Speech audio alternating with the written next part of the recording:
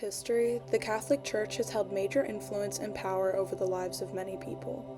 One of the most effective ways the Church maintained this power was through art. Religious art, especially during the Renaissance, wasn't just used for aesthetics and to admire the beauty of their religion, but it was a way to shape behavior, thoughts, and beliefs. One of the most powerful tactics the Church used was fear. Fear of hell, punishment, and divine retribution. In this video, I wanted to look into how the Church used fear-mongering in art to manipulate its people, reinforce authority, and control the moral and spiritual behavior of their followers. So, how can we understand what initiated art to be used in such a way? First, we must try to understand the political and religious setting during the time the Catholic Church dominated Europe. For centuries, the Church was not just a spiritual institution but a governing body, including faith in everyday life. This made people highly dependent on the Church for their spiritual salvation. The Church used art as a form of control, more specifically by promoting a fear of becoming eternally damned to those who failed to follow their teachings. One example of fear used in religious art was how they portrayed hell.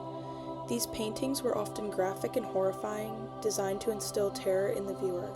A prime example is Michelangelo's Last Judgment in the Sistine Chapel. In this iconic mural, Christ is depicted as a fierce judge, sending the damned to eternal suffering, dragged by demons into the fiery depths of hell. The sheer intensity of this scene, filled with grotesque figures and writhing bodies, was a visual assault meant to remind the faithful of the punishment awaiting those who strayed from the Church's teachings. An art historian named E.H. Gombrich says, in The Story of Art, Michelangelo's Last Judgment is, quote, a clear example of how the Church used a dramatic portrayal of divine wrath as a tool for mass control, unquote. It was also said in the page labeled Michelangelo under an explanation of the Last Judgment, quote, Paul III was seeking to counter the Protestant Reformation by reaffirming the orthodoxies and doctrines of the Catholic Church, and the visual arts were to play a vital role in his plans, unquote. From this we see the Church's show of how overwhelming imagery of damnation was not simply for moral instruction, but to ensure that the Church maintained its power by keeping followers in a constant state of fear regarding their spiritual fate. The fear instilled by such images of hell was not a new concept. In fact, the Catholic Church had a long tradition of using terrifying imagery to push the faithful towards moral and spiritual obedience. The Inferno, the first part of Dante Alighieri's Divine Comedy, which was popularized in medieval Europe, was widely referenced by church officials in sermons and art. Dante's vivid descriptions of the tortures of hell became one of the most influential sources of fear-based theology during the Middle Ages. While there are too many pieces of Dante's Inferno to present, several different pieces were created to show the murky, frightening levels of hell. Before we move on, there is one more work I need to show. This was a tapestry created by Gustave Doré in 1868 called The Triumph of Christianity over Paganism. Paganism is the belief in Greek gods and goddesses. While this is more recent than other works, it was too good of a piece not to share. In the late stages of the Roman Empire, it became dangerous for people believing in paganism because in the Northern Crusades, fighting princes used military coercion to convert people to Christianity. The tapestry was created as a way of almost, quote, beating a dead horse, unquote, as already the belief of Greek gods and goddesses have been almost wiped out. The tapestry marked the triumph of Christianity. But why did the Catholic Church rely so heavily on fear through art? The answer lies in its desire for control.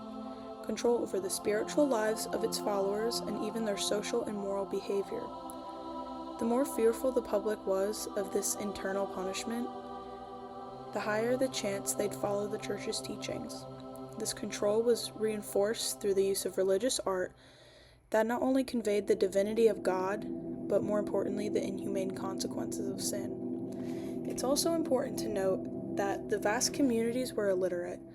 They also did not have access to the Bible in their everyday homes, so they must either go to church or look at visual representations of what Christianity was.